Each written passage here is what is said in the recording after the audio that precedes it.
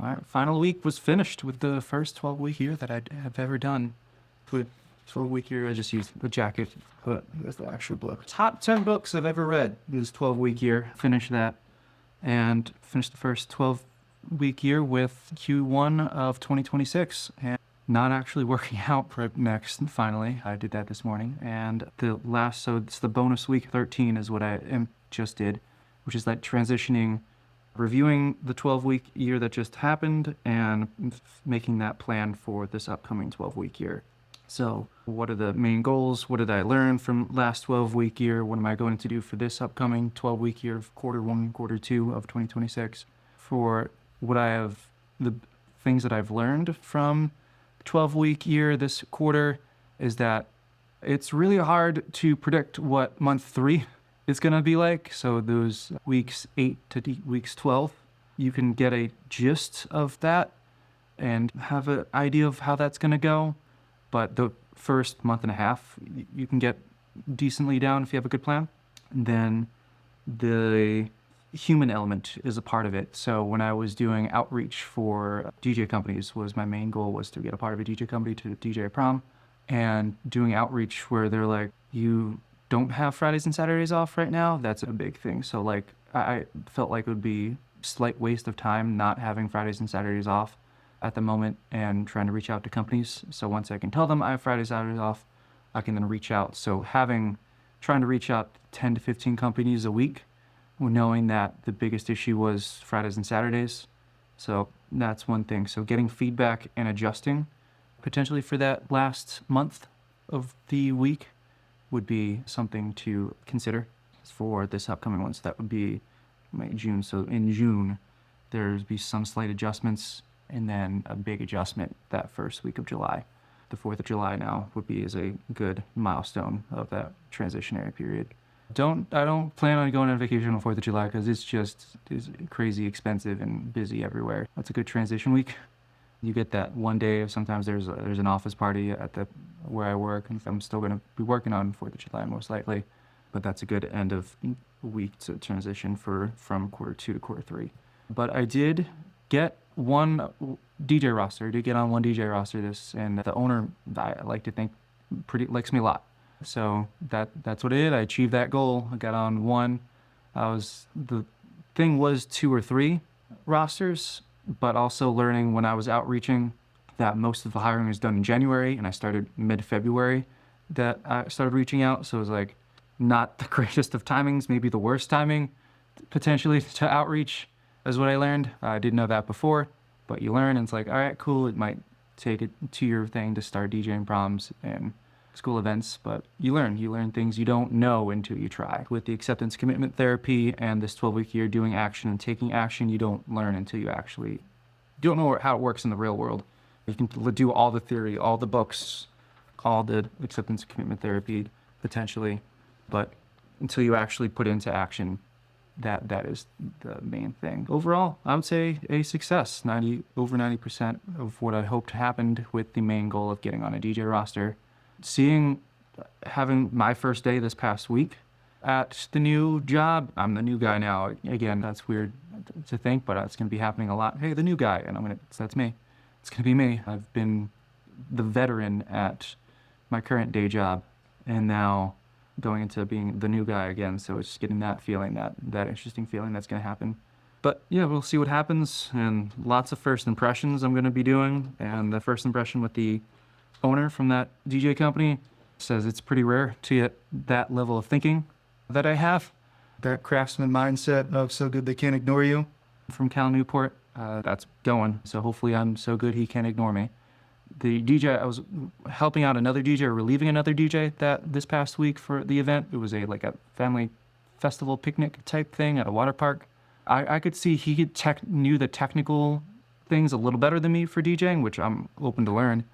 I approach it slightly different when it comes to the energy of the song, and he was going with, what's the BPM and key, which in my belief is not really that important. He likes to think it's super important. So there's different approaches to DJing, so I go with more of the energy and the vibe feeling of the song. So cool. So we got that. I'm going to still outreach to DJ companies later, but it's on hold until I know that I have Fridays and Saturdays off I was able to give away that shift that was on this past Saturday to get that gig. So pretty good, pretty well. So this week was now applying what I learned that week and then knowing the overall vision for the next quarter and making it so it could help my long-term life, because I still got another 50, 60 years to go in life. So if I can have it so this year I am set up for ridiculous success the next 20, 30 years, that's what I'm hoping. So the goal, after looking into I'm not going to be making as much as I hoped DJing. There is a slight chance, but to get that, I have to be a better MC, and I don't see myself as an MC. I like the DJ part a lot more better. So I will MC as necessary. He had me do 2 announcements at this family festival, and I'll do it. But I don't really want to go out and be the entertainer that's, hey, everybody look at me. It's more, all right, this is a good time, and I can help the flow of the event.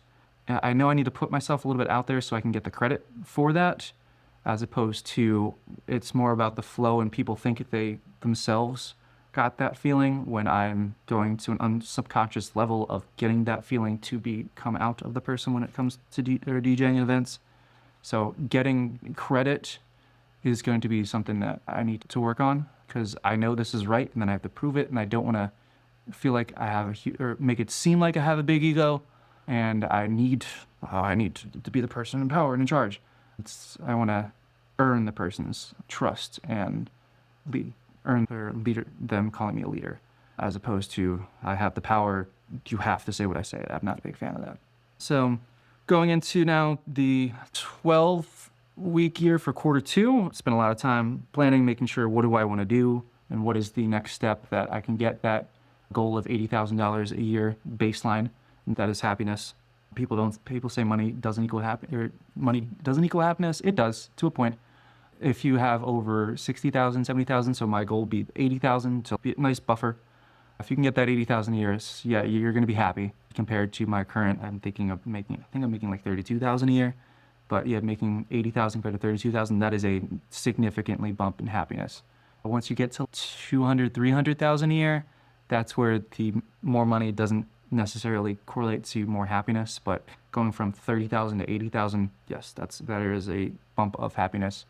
And if you're more happy, that you attract more people to you, and that even could help. I don't know how much more than 80,000. If I get to 200,000, cool. But hey, that range, yeah. So let's get that new base of 80,000, which, knowing my skills, what I want to do, what is my legacy, what is my North Star. It looks like I'm going to be doing project management with the live entertainment and events angle would be the background expertise. So it's a small difference, there is a difference between an event planner and a project manager for events, that there's more business involved in project management in events, and event planner is more of the creative side. I've done that event planning in college, but now that I'm out of college, there is no way to avoid money right now in America, capitalistic America. So that's the angle I have to do, and that's where I'm going. So I redid the 3 to 12-year vision that I have that is focused. So the 5 pillars of life: health, legacy, projects, networking, and personal life. So having all that, 5 classes in college. So these are 5 classes, just focus on these. And you do a little bit of each time a day. Here, this is for this. Next, I'm going to be doing personal stuff, because that's life enjoyment, like going on a vacation or seeing the girlfriend. So I already went on the vacation, now I'm seeing the girlfriend after this, and just work on a little bit each time. And sometimes you're going to be doing a lot more of one. So like when I run a marathon, hey, that day is going to be all health kind of thing. So do a little bit of each. It's the anti-fragile approach too. I have different skills like project management, leadership, AI proficiency, communication, critical thinking, trust building, and creativity. Are different skills that I think I need to learn. And my legacy project will be DJing, event producing, and potentially writing a book. High register on that one, but cool. One thing I like how I have it printed out as opposed to having it on a screen. It feels real when you have it printed on ink and paper. I can't press the delete button on a computer, or if I have it pencil, I can just erase it. When it's ink and paper, it feels more permanent. So finalizing my 12-week year for two. What I'm gonna do, so I can have that craftsman mindset so good they can't ignore you. There's a thing called signal versus noise. So I can really hone in where it's this guy's got a lot of general knowledge, but what is he trying to do? That's what the hiring manager wants to know. What is this guy? What's his deal? What is he trying to do? So honing your signal is an entrepreneurship word. So be like, okay, this guy can put together an event as a project manager, and it's a little higher level than just meetings, but he can do meetings. I'm looking to do mega events, festivals, the whole 9 yards, kit and caboodle. I feel like if I am able to do like a Super Bowl or a Tomorrowland or an EDC type of thing, that's good for the resume, but that's not so much the long-term thing. Obviously, I'm going to take ownership, and if I get to do one of those mega events, those festivals, and I take full-fledged, I'm going to learn as much as I can, put my heart and soul into those events, and take ownership, build the trust, make friends in these things, and it's going to be a crazy, awesome life experience if I get those. And then I'm going to be, what else can I contribute to make events better or life in general better, kind of thing. So I'm going to get CAPM certified, which is Certified Assistant Project Manager. You have to do that for get real world skills for 2 to 3 years before you can get PMP certified, a professional project manager, professional project management professional, PMP. I'm just going to do that. I'm trying to take the quiz at week 7. You go through the modules, you take the practice quiz in those first 7 weeks. Get that. In the meantime, I will also it's 12 o'clock, everyone. I'm going to be updating my LinkedIn, brushing off the resume, the usual when you job search, but then actually posting content and showing that this guy is all about project management, and that's his new day job. Will be that. I like the DJing on the side. That's super nice. I really like that too. And then work out and also enjoy life too, personal life. So that's as good as you're gonna get. That's as optimal that I know. And at this point, it's about actually doing it, learning from I believe the plan is going to be.